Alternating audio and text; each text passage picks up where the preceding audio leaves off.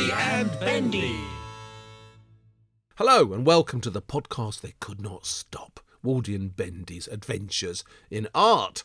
I'm Vladimir Luszczak, art critic of the Sunday Times, but I'm taking a back seat on this particular episode because dominating the front seat is our resident symbol hunter, chief discoverer of new meanings, a man who can find swans in art when no one else can see them, and he is, of course, Dr. Bendor Grosvenor. Bendy, hello. Hello, there's no swans in this episode, well, you'd be pleased to hear. Well, I think we're going to get everything else, aren't we? Anyway, listen, a few podcasts ago, we mentioned a picture that hangs in the National Gallery here in London. And it was so interesting, what you said about it was so interesting, that someone suggested we should do a deep dive on it, right? And of course, when our audience speaks, we listen. So here it is, Waldy and Bendy's deep dive into Holbein's famous painting, The Ambassadors. Now, Bendy, I know it's a particular favourite of yours. It's one of those pictures which always feels as if it's got so many secrets to reveal, doesn't it? Yeah, it's an extraordinary painting. It's one of the greatest paintings in art history, I think, I have to say. I know there is a certain pro-Italian bias in the way we look at the Renaissance in art history, but, well, I think this, painted by Hans Holbein in 1533, is one of the greatest paintings of the Renaissance. And I should say, it's very kind of you to indulge me to wang on at some length about a painting I find particularly interesting. But if this works, then it'll be your turn next, and I hope we'll do more. The idea for this kindly came from the great writer and journalist David Aronovich, who was a fan of the show. And actually, I got a message from him, I think it was on Twitter, saying, "Oh, please, can you go back to the Ambassadors?" And here's the spooky thing, Wild. It was while I was in the National Gallery, the room next door to the Ambassadors. So I thought it was, art historical destiny calling. So here we are. Oh, the fates. See, the fates, they love to speak. The fates, you can't keep them quiet. If the fates want something done, they get it done. I've noticed that in art. It always happens. So here we are, indeed, talking about The Ambassadors. Okay, so listeners and viewers, now this is a painting which is in the National Gallery in London. They have a pretty good high-resolution image of it on their website, but there is a better one on the Google Arts and Culture website, and there's an app for this too. So you could, if you're either on your desktop or on your phone, you can zoom into this painting in the most extraordinary minute details. So please feel free to do that as we go along, and you can zoom along with us. And Wild, I hope you've got that link up on your screen there. I'm ready to zoom, big time. Good. Now, this is a painting which has been, throughout art history, has been freighted with all sorts of different theories and meanings, it's very mysterious. And I thought we would have a crack at our own interpretation of this picture, as well as setting out in some detail what we can see. Before we begin, Wild, do you have any particular closely held theory about the picture that I should be aware of before I boldly propose my own? Oh dear, I don't know how closely held it is. I have got a theory. Funny enough, I did mention it a bit. I did a film on Holbein once, and it featured in that prominently, as it has to in any film about Holbein. So there is a theory, and I suspect my theory can't possibly be that far away from yours because, we're talking religion, aren't we, here, underpinning a lot of things that you like and that I like. So I suspect it might be something to do with that. But we'll see. If what you're saying is completely different from what I think, I will pop up and say what I think. Okay, how about that? Yeah, of course. I would not wish to suppress your equally valid theories. And remember, folks, the exciting thing about art history is that because artists very rarely wrote anything down, especially at this period, there is rarely a wrong answer. So you can all have your own theories anyway. But just to set out a couple. For example, the great art historian and television presenter John Berger, who did a programme, Ways of Seeing. Do you remember that in the 1970s, Wild? Yes, vastly overrated programme, I think. People go on about how good Ways of Seeing was, as if they've never seen some of our films, It had its moments, but it wasn't nearly as good or as insightful as people say today, I think, anyway. We should come back to this one because it's something I really would love to discuss it with you another time. We should do a show on the best TV art histories, excluding our own, of course. And excluding Civilizations, which is going out or has been going out recently on the BBC, which deserves a different kind of looking at. But so let's do that. Go on. What else are we going to say about this Ambassadors, though? Yeah, the less said about the new civilizations, the better. But John Berger, famous Marxist art historian, he, for example, thought the ambassadors was all about exploitation and colonialism, so that's a theory. Elizabeth Goldring, in her absolutely fantastic new definitive biography on Holbein, says she has an idea, a number of ideas, but one of which is that it might have been a parting gift from Henry VIII. And then we'll come to our own in due course. But I thought, well, we do this in a couple of steps, actually, just to make it clear for listeners. We'll briefly describe who and what we see in the picture in a kind of descriptive way, and then we'll come back to the points and do some of the potential meanings of the various clues within the picture. And then hopefully at the end, we'll solve some of the mysteries or have a go at it. Is that all right with you? Sounds good to me. Off you go, Bendy. Come on, you're the font of all knowledge on this one. All right, so who and what do we see? It is a large, about 2 metre squared panel, in which most prominent we see two figures standing before a large green curtain beside a table and on a kind of tiled floor. Now, the two figures are worth noticing, first of all. On the left is a very flamboyantly, quite stocky, broad man wearing a kind of lovely, bright pink undergarment, and then he's got a black and white furry robe. It's the kind of thing Henry VIII would have worn. You can see in your mind's eye that's what Henry VIII used to wear. And he's got a big gold chain around his neck and a massive tassel, a beautiful silken blue and gold tassel hanging from his right hand, but beside a gold dagger.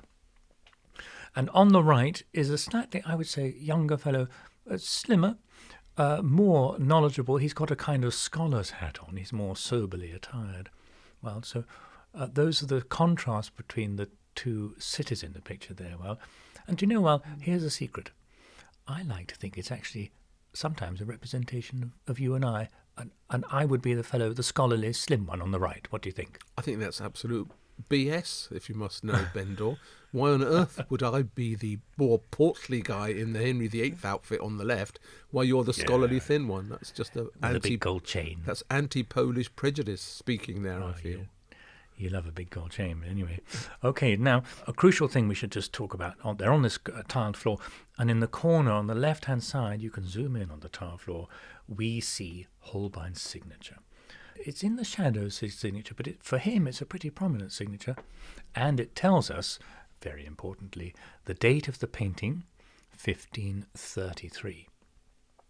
Now, who are these two people? Briefly, we'll describe the sitters. And for a long time, this was a bit of a mystery in art history, until around about 1900, an extraordinary scholar called Mary Harvey published a book about it, which is one of the great art history books of all time.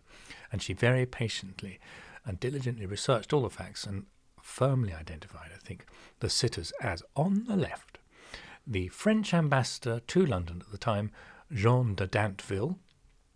And she figured this out in part because the painting used to hang at his chateau just outside Fontainebleau, south of Paris, in a place called Policy. And on the right is his sometime ambassadorial colleague, who was also a bishop, the Bishop of Lavore, and his name was Georges de Selve.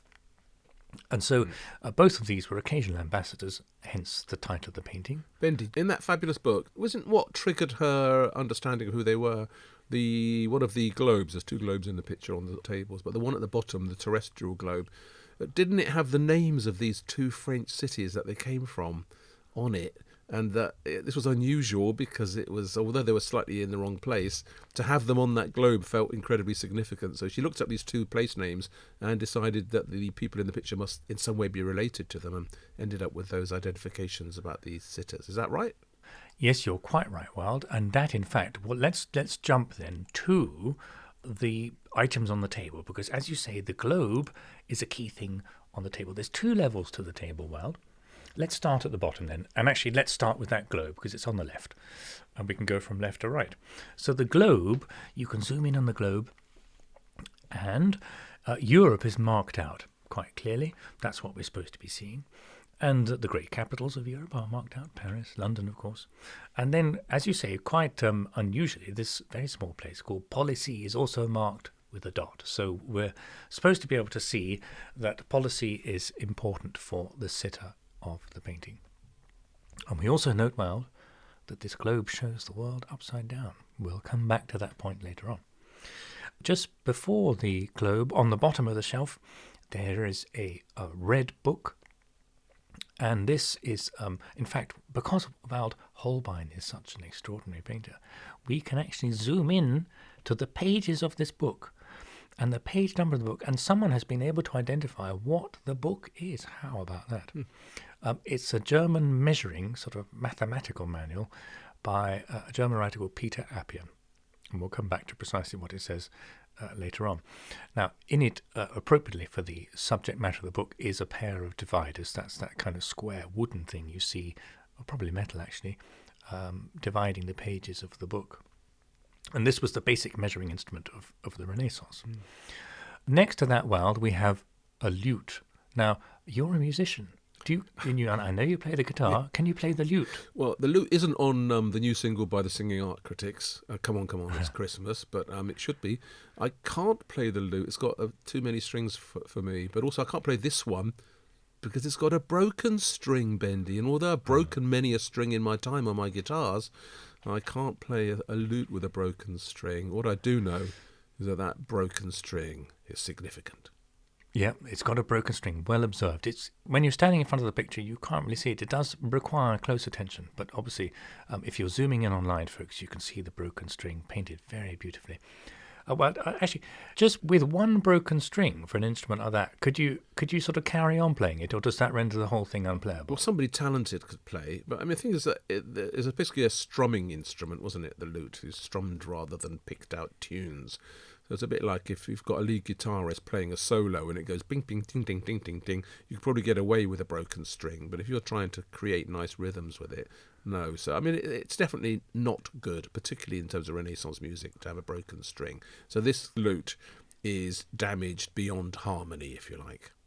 Good observation. Useful to know. Thank you. Continuing the musical theme on the bottom shelf, before the lute we have a songbook. And again, Wild, this is painted with such extraordinary fidelity by Holbein. We know exactly which songbook it is and what songs are in it. It's a Lutheran hymn book, published in 1524, called the Geistliche Gesangbuchlen. And Wild, he's painted two particular songs. The one on the left is called Come Holy Spirit, and the one on the right is called the Ten Commandments.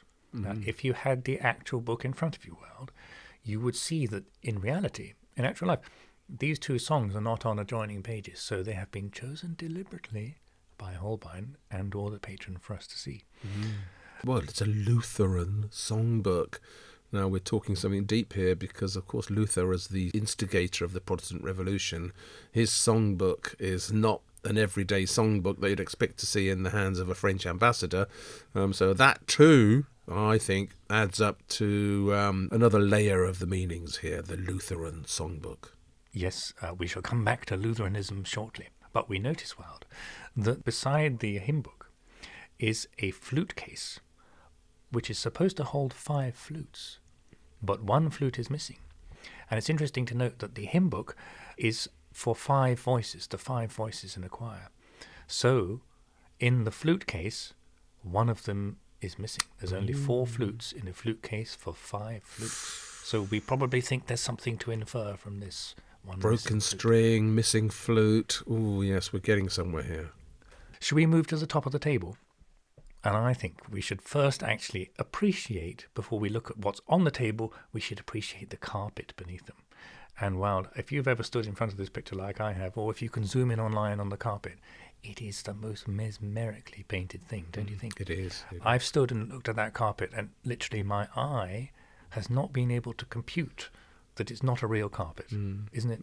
Holbein's one of the great painters of carpets. I mean, obviously these kind of carpets appeared a lot in Renaissance art.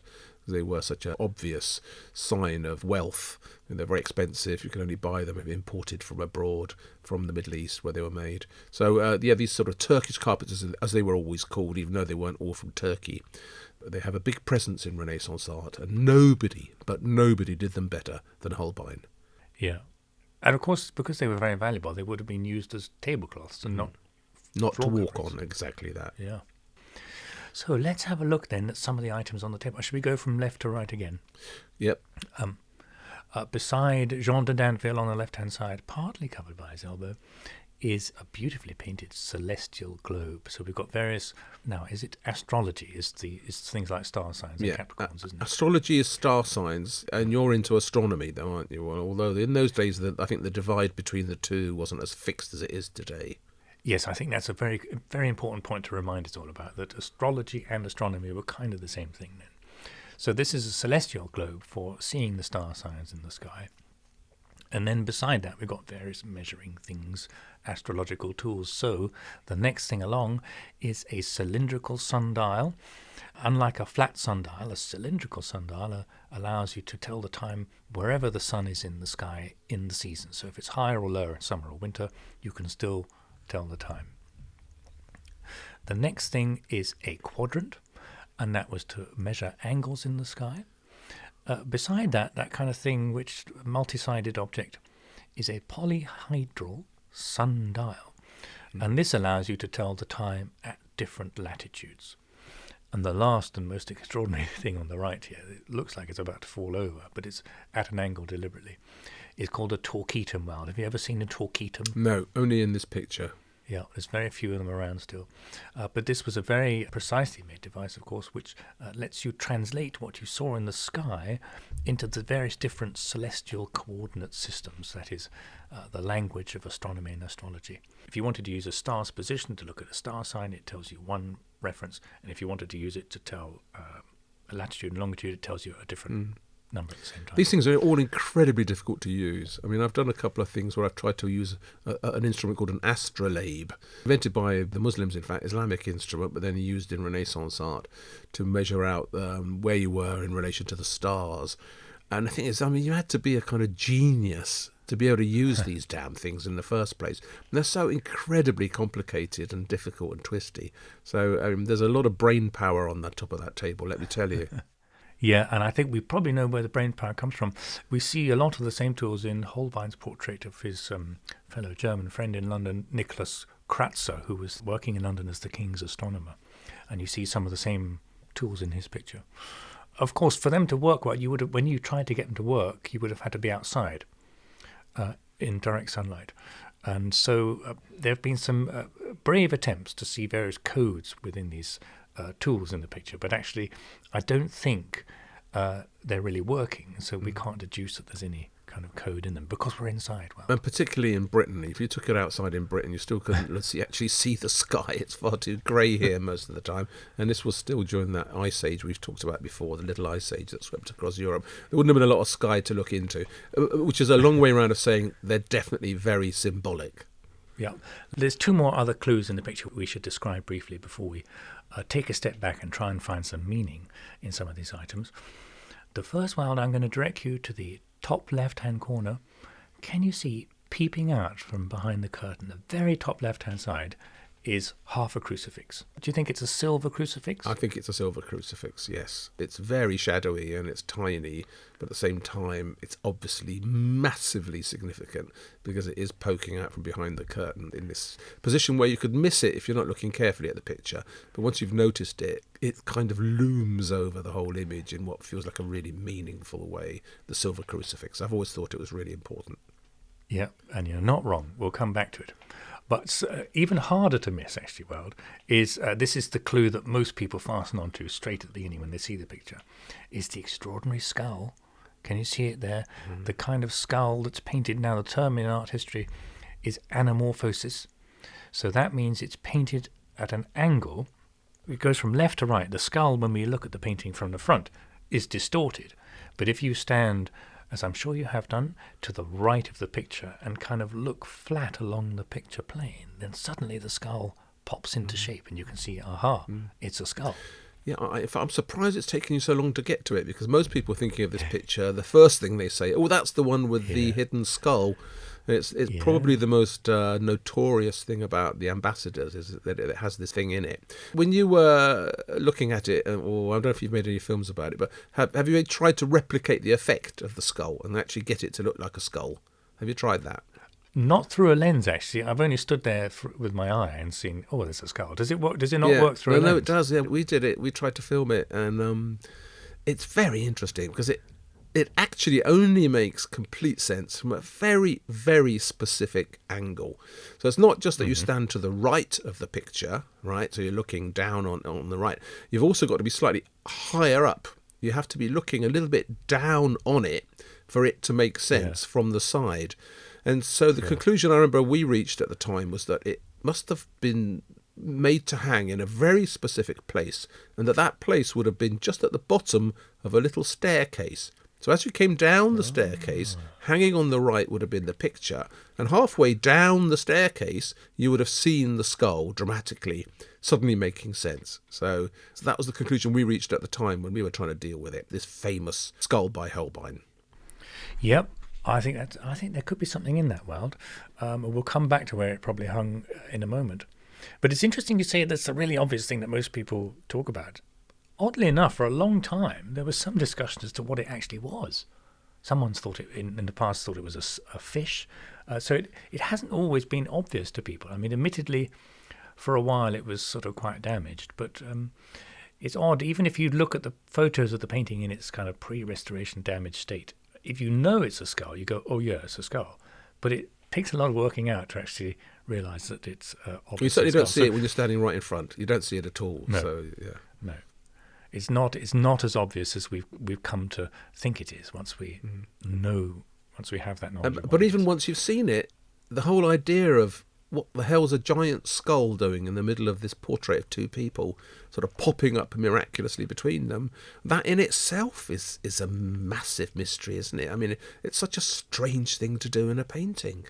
Yeah, and unique. Only Holbein could pull it off. Brilliant. And we'll come back to. I think it's a crucial clue, and why he did it is really important.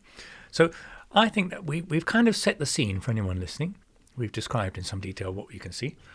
I think we should we have another pass and try and unpack some of the greater meaning in the picture, if that's all right with you. So let's start, if you don't mind, with I'm just going to go a little bit more biography on the sitters. Jean de Dinteville. Now, because I think he's really important here, because we know the picture was hanging in his chateau policy, so I think we can assume that he was the main patron. And some crucial things we need to know about his time in London before we can begin to form an idea of the meaning of the picture. He was in London, as I said, as the French ambassador, and he hated it here. He really hated it. He wrote home saying, "I'm the most wearisome, melancholy ambassador there ever was," and he couldn't wait to leave and get back to France. So perhaps he just didn't like the English. Well, he wouldn't have liked Henry VIII, would he? I mean, imagine being ambassador to Henry VIII. You're lucky if you get away with your head intact, right? French ambassador at that, Catholic French ambassador, can't have been easy for him. Yes, who Henry VIII, of course, was quite keen on going to war with, to no great effect very often, but he didn't like the French either. Actually, it does seem that relations between Jean personally and Henry VIII were quite good.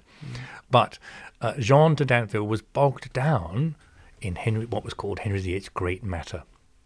So the painting, remember, is painted in 1533, and this was the culmination of Henry VIII's attempt to divorce Catherine of Aragon to marry Anne Boleyn. At first, Henry VIII decided he wanted to get the Pope to annul the marriage to Catherine of Aragon, so there was all sorts of intensive lobbying of the Pope.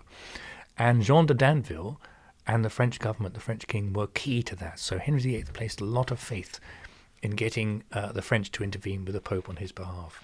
And in fact, Jean de Dinteville's brother, Francois de Dinteville, who was the Bishop of Auxerre, was personally involved in those negotiations at the kind of Roman end of things. So what's the perverse thing about Henry VIII is that although he's notorious now as the barbaric king who divorced Britain from the Catholic Church and set up England's Protestant Revolution, that he was actually very pious. In his youth, he got golden roses from the Pope for being such a damn good Catholic. And in many ways, what he became seems to go against the grain with him, doesn't it? Because he was so notoriously pious as a young king. So there is a perversity at work in him, isn't there? Yeah, I think it goes to his head. It happens to a lot of monarchs.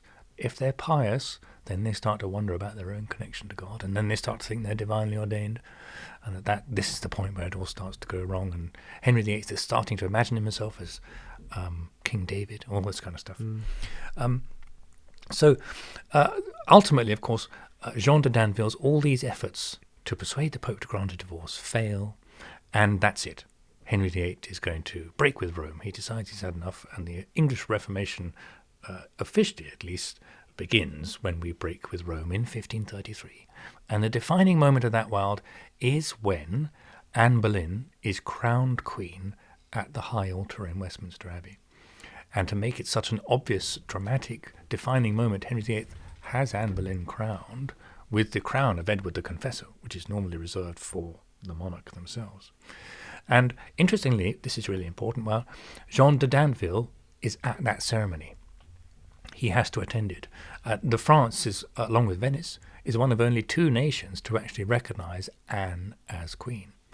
And another thing that makes Jean de Dinteville really unhappy about his time in England is he has to spend a fortune getting everything ready for the great parade of Anne Boleyn through the streets of London on the way to the coronation, in which Jean de Dinteville himself is running along, and he gets abused by the crowd. They call him, "Oh, you French dog, go home, we don't like you." So that's adding to Jean de Dinteville's unhappiness. But while saving the day, for one of his pleasures in London, while he's there, so unhappy, is a friendly visit from his friend, the other ambassador in the picture, Georges de Selve. And we know de Selve makes 2 visits to London in 1533, and they're slightly secret. So I think now we know a bit more about the patron, that we're getting into his mind a little bit more. And that helps explain why Georges de Selve is there. Let's move once more into the table, if you don't mind. Okay, not to Georges de Selve. We're not going to find out more about him. Well, we could do later on, if there's time. We could unpack that a little bit more. But because he was, wasn't he a bishop, Georges de Selve? He was, yes, you're quite right. So why isn't he wearing a bishop's outfit? Good question. In fact, that's one of the reasons I've always had one tiny % of element of doubt that it's actually him. I suspect it is. The conventional answer for why he's not looking more obviously like a bishop is that although he was formerly the Bishop of Lavaur since, I think, the age of 17, that was too young to be officially enthroned, so to speak. And that happens in 1534 after the picture is painted.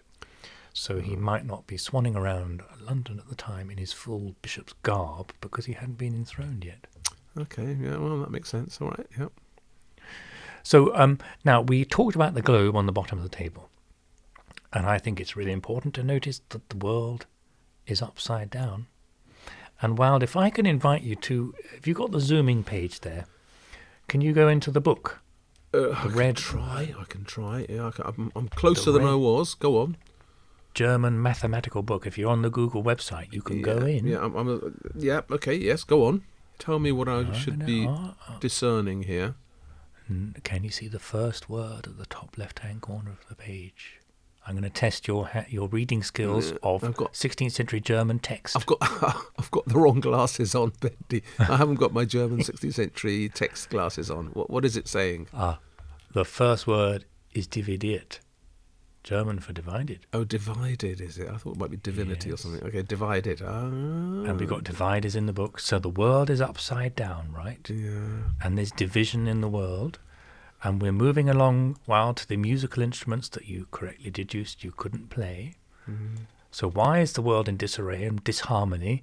Well, there I think we come back to the Lutheran hymn book, don't you think?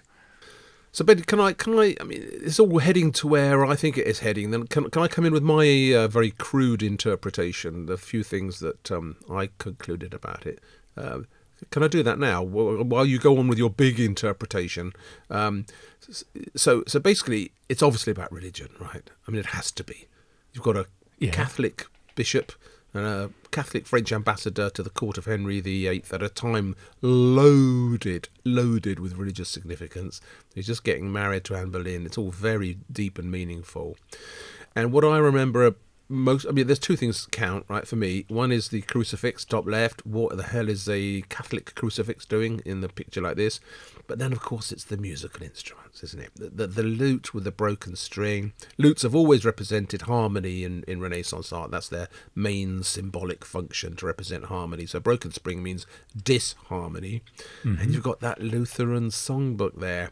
So I would say this is something about religion. This is these two guys and their symbolic painting are representing something which we don't often suspect Holbein of, which I think we perhaps should start suspecting him of a bit more, which is of pro-Catholic sympathies, and certainly a sense here of regret that because of what Luther did and because of the situation with the Protestant Revolution, disharmony, chaos has been visited upon the world, and that music represents that on one level, but then so do all the other scientific instruments. And even as far as the cosmos, we can search for and find the disharmony that's been brought into the world by events recently on the European religious front. So I think that's the big underpinning of this picture. That's the sort of hidden meaning. What do you say to that? Yeah, no, I'm really pleased to hear you say that, actually, because I agree with you that we should look at Holbein as possibly having slightly more Catholic sympathies here, and we'll come on to that in a second. Important, I think, for us to state that the term Protestant and Catholic was not quite as binary at this point, as we might imagine, having known where the Reformation goes. But it's abundantly clear to everyone that things are about to kick off in a big way. And I think key to that is that one of the songs in the Lutheran songbook is the Ten Commandments. And Lutherans, reformers, placed a huge value on the Ten Commandments as a way of kind of demonstrating what had gone wrong with the church. Key to these, of course, Wild, and we will revisit this point slightly later on, is the second commandment, which went, "Thou shalt not make any graven image of anything that is in heaven or on the earth below or on the sea beneath the earth," or something like that ilk. So basically, Yes. Don't make art. Don't make art. Good, Claire. I can always rely on your biblical knowledge. Good, thank you. So, no, I think that's absolutely key, what's on the bottom of the table. And I think the earthly realm at the bottom of the table, we can quickly contrast, as you hinted at earlier, with the order of what's on the more heavenly realm above on the top of the table. And there, I think the message is slightly more straightforward, that broadly, whatever division man may cause on earth beneath, then in the heavens above, carries on with predictable precision. And remember, God controls the heavens. So that's, I think we've dealt with the table there. One thing about the Lutherans, though, when I suggested something of this ilk in the film I made about Holbein, I got a shed load of literature and letters and complaints from Lutherans all around the world. Very keen to point out that although this is true, that this is the second commandment, and that in most cases the Protestant Reformation did subscribe to the view that you shouldn't be making images, hence all that iconoclasm, this was basically a sort of Calvinist idea, and ideas that the Knoxes of the time took forward very vehemently, but not Luther himself. So Luther was actually very tolerant about the use of images in religion and churches. This was pointed out to me very forcefully. So I think that's worth saying in case we get another load of letters of complaint from Lutherans who want to correct that. Key point. Luther was okay with images as long as they were kind of teaching you stuff. You didn't venerate them. It was okay to have a picture of the life of Christ if it helped you understand what the story of Christ was, but you mustn't worship a statue of Christ. But, of course, at the time, in 1533, people don't know these divisions are happening yet. And I think it's important, as you say, the more profoundly felt Calvinist effect of iconoclasms was already being felt by people like Holbein and, of course, the ambassadors in the painting here. So I think we've dealt with the table there. But to be honest, well, I think to help us really understand what's going on, we need to zoom out. We need to actually take a step back. It's very easy for us to get lost in the details of the things that Holbein has painted so beautifully on the table and within the picture. But let's take a step back and look at some of the bigger clues. And I think the most important one, actually, and the most frequently overlooked, Wild, is the floor. Oh. Can you see the rather intricately painted mosaic floor they're standing on? They're called cosmographic floors, aren't they? Because they are sort of embodiments of the cosmos, abstract. That certainly was true in Venice at the time, and in the Italian Renaissance floors always had these big cosmic ambitions. Is that what's going on here as well? Well, I think you're not wrong. This is the so-called Cosmati pavement, actually in Westminster Abbey. The design matches the design of the Cosmati pavement in Westminster Abbey. And these Cosmati pavements were made by an Italian family of many generations called the Cosmati family. Now, the etymology of Cosmo in the name may, as you say, come from the fact that these floors do in fact deal with the cosmos.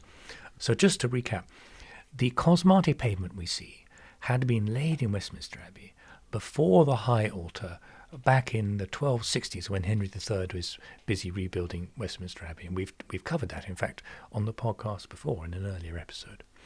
But the significance of this, well, is that I think Holbein and the patron, Jean de Dinteville, are placing the central narrative of the painting in Westminster Abbey before the high altar. And this had been the defining moment of Jean de Dinteville's ambassadorship. All the negotiations up to the failed break with Rome, and then the marrying and the crowning of Anne Boleyn as queen. And remember, Anne Boleyn, we already know, they know, has reformist sympathies. So this is where the painting is taking us to. And it is warning us, I think, of the perils of these reformist sympathies and what might happen. And of course, an added advantage to all this from a Frenchman's point of view is that the French are saying, oh, these English, they might be getting it wrong, we can laugh at them. This is where things might be beginning to go awry, that look like England might be the first actual nation to fall to the Reformation winds. But I think the fact that if we're at the floor in Westminster Abbey World, then we need to think more deeply about what is behind the green curtain. If you were standing on the floor of Westminster Abbey, what would you expect to see if you pulled the curtain back? Well, you've just told me the high altar at Westminster The high Abbey. altar. Hooray. Yeah. So now, but the point is we can't see the high altar. And why can't we see the high altar? If we're trying to interpret some of this through a prism of some kind of warning about what the Reformation might bring. And that is because, well, various reformers, again, it differs by which shade of Reformation you want to go down, Calvinism or Lutheran. But the point is, none of them were really very keen on the traditional Catholic Mass. So this is the moment where you go up in a Catholic church to the altar and an actual miracle takes place, where the bread and wine of the Mass miraculously turn into, by the miracle of transubstantiation, into the body and blood of Christ. Hic est meum corpus. This is my body, says Christ in the Last Supper, right? Now, reformers either think this is completely nonsense or a purely symbolic thing. And they don't believe that it's actually a miracle. So this is where we get the saying hocus pocus. It's a kind of a mocking of hoc est meum corpus. And if that miracle happens at the altar, well, then you don't believe in this miracle anymore and you're a reformer, then the logical step is to destroy the altar, right? And we know that along with the early iconoclasms and destroying all that religious art in places like Basel and Swiss cities and southern German cities when the Reformation got going, they were also beginning to destroy altars. And what were they replacing the altars with, Wild? Pulpits. Nope. Blank They were walls. replacing them.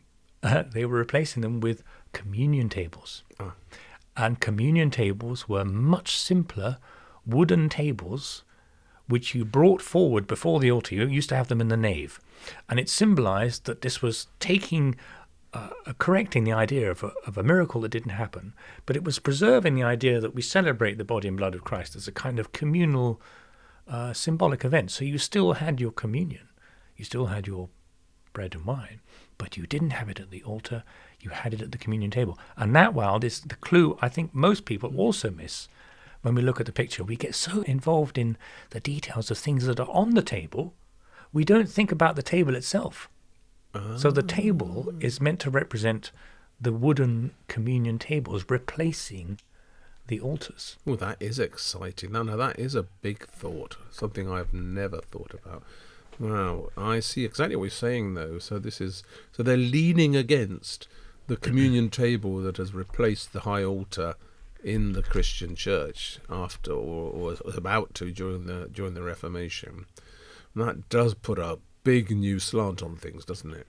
Yep, and it so happens, well, this is a really fascinating bit, that one of the few actual quotes we have from Holbein about his own views of his religious faith, which, now the quote itself is enigmatic, we've never really known, but it is about communion tables, and it relates to a summons he gets from the Reformed Church in Basel in about 1530, I think, and they're saying, Master Holbein, why are you not coming to partake of the new Reformed church service. We are not sure about your beliefs. Can you explain yourself? And he says in response, there's one line he says in response, which has been recorded by the church. I'll tell you what, you can hear my German accent. Meister Hans Holbein, der Maler, spricht, man muss ihm den Tisch was auslegen, Obergang, which translates as, Master Hans Holbein, the painter, says, the table has to be better laid out for him if he would go to church.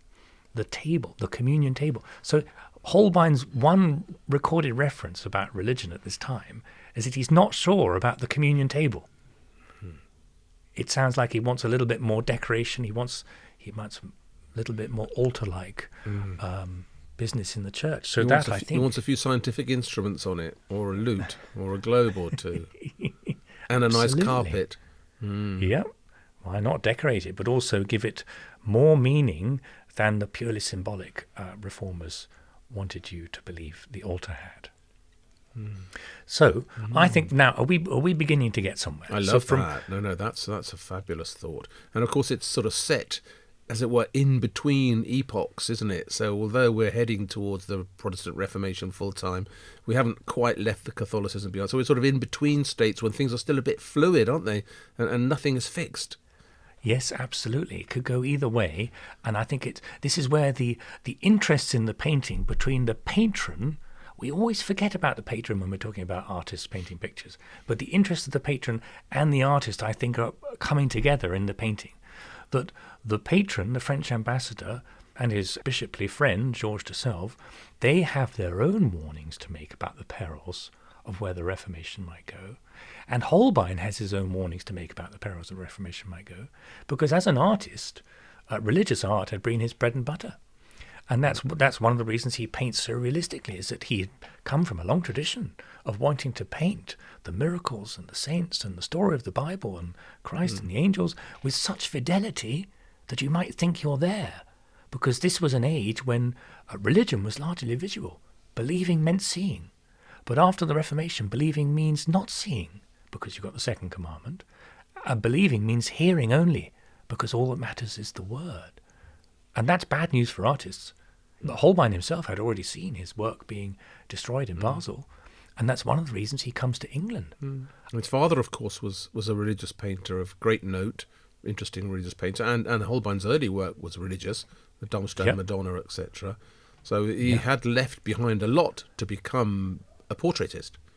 Yes, and he'd come to London to try and get away from this. Terrible career move, because look, the Reformation's following him. And the next thing he knows is Anne Boleyn, the reformers are beginning to take over. And this is where I think, Wilde, we come back to the crucifix, top left-hand corner, right? So the green curtain is drawing over the religious art. And we know that at this time, people like Thomas Cranmer, who were the new Archbishop of Canterbury, they were even beginning to discuss, should we burn the crucifixes? Are these idolatrous? So you pointed to the presence of the crucifix earlier as, quite rightly, I think, demonstrating that despite whatever happens, Christ's grace is always with us. But I think it has a double meaning too from Holbein's point of view. It symbolises the curtain not only coming over the high altar, but over the religious art that used to be his bread and butter and went on the high altar as well. Yeah, I mean, perhaps, certainly something of that sort. These communion tables, do they exist? I mean, I've never seen it before. Are there old ones still around that look like this? I don't think there's any extant examples. If, for example, you look at John Fox's Book of Martyrs, he has a page. Admittedly, this is published in the 1560s, but we do have other etchings and engravings of similar examples earlier. He has a page called The Temple Well Purged, which is a church cleansed of all the art, purged, and all you can see is a priest in the pulpit, because all that matters is the word, and the communion table is very prominent, and it's quite similar to this, actually. So replacing the altar, a wooden communion table. So I think we're beginning to see how the picture is serving both the interests of painter and patron. Remember, this is a painting that quite quickly went back to France to hang in John de Danville's chateau in Policy after he left in, I think, later 1533, actually. So this would be a kind of souvenir of his adventures in London and a warning of the things that he tried to prevent and that were happening. And a picture he'd want to get home pretty quickly because he didn't really want it hanging around in England with its underlying message, would he? No, and if, as you say, as you worked out, it may have gone near, hung in a place where there was a staircase in a corner of a room. Then, of course, you can imagine him entertaining his guests with his amazing picture that came back, and he could say, and this is the high altar where I had to do all this stuff, and these English, they're going slightly crazy with this Reformation talk. And come down and look at this, lads. See on the staircase, you can see this amazing skull. And it pops into place, and they would have gone, oh, that's pretty cool. And, of course, the skull, as you're always keen to remind us, when it appears in still lifes and other paintings, the skull itself has a purpose, which is, well, it has all sorts, but basically, of course, it's always a memento mori, a representation of death. Yeah. And the point, I think, one of the reasons it's painted in this slightly anamorphic, obscure manner is that death is everywhere, but we just might not see it coming. Yeah, so death is a surprise. You come around the corner, go down the stairs, and there it is. And therefore, make sure you lead a right, proper religious life, right? Some kind of warning. It's definitely something like that, isn't it? I think so, yeah. The plot twist here, for me... Another plot twist. I mean, how can one picture have this many plot twists? Well, it's all related. And it comes back to something you pointed out about the skull earlier on. I think this picture was actually one of the reasons Holbein put so much effort into making it so extraordinary and so amazing, is that he wanted it to be an advert for his services in France. I think ultimately he was hoping, and we know he goes to France quite often actually before he settles up in England as Henry VIII's painter. I think he's ultimately hoping to be employed by the French king. That was kind of patronage goal number one for artists like. So Leonardo da Vinci, of course, had ended up with a nice life painting with the French king, having a nice pension. And Holbein probably would have known that the Chateau Policy is just outside Fontainebleau, so the King of France might have seen the picture, and we know he actually visited Jean de Dinteville in the chateau. So he was hoping that the call would come to France, and that's the skull, by the way. The skull is a pun. Holbein, hollow bone, right? So it's all kind of wrapped up, these multiple meanings. But ultimately, and this is a point we forget about artists, he wanted to make a living, and he wanted to go where the money was. And so I think that is a large part of the painting's brilliance. And of course, the trouble is that François Premier, Francis I, the French king, who brought Leonardo da Vinci over, and then Rosso Fiorentino, all the other Italian painters, were testament to the French king's fondness for Italian art. That's the trouble, isn't it? What they really wanted over there was Leonardo da Vinci and all the rest of them. Michelangelo even was invited over, but they couldn't get them all. So I think poor old Holbein, apart from anything else, he came from the wrong place, and his style was the wrong style. Yeah, and he ends up dying in debt and of the plague in London. Tragic. But what beauties or gifts he's left us, Wild. Indeed. Bendel, that was absolutely fascinating. I mean, I was expecting a deep dive, but I mean, you've taken me on a submarine ride to the very depths of the oceans on this. I mean, I don't think anybody's ever been deeper or could go deeper, but I really appreciate that. I'm going to pay you back at some point. I'm going to do a deep dive, although I'm not sure I can ever get to quite the low pressure points that you get to. But that was brilliant. Thank you so much, and I learned so much. That was good fun, thank you. And if any listeners have made it to the end, thank you very much, and see you for another episode very soon.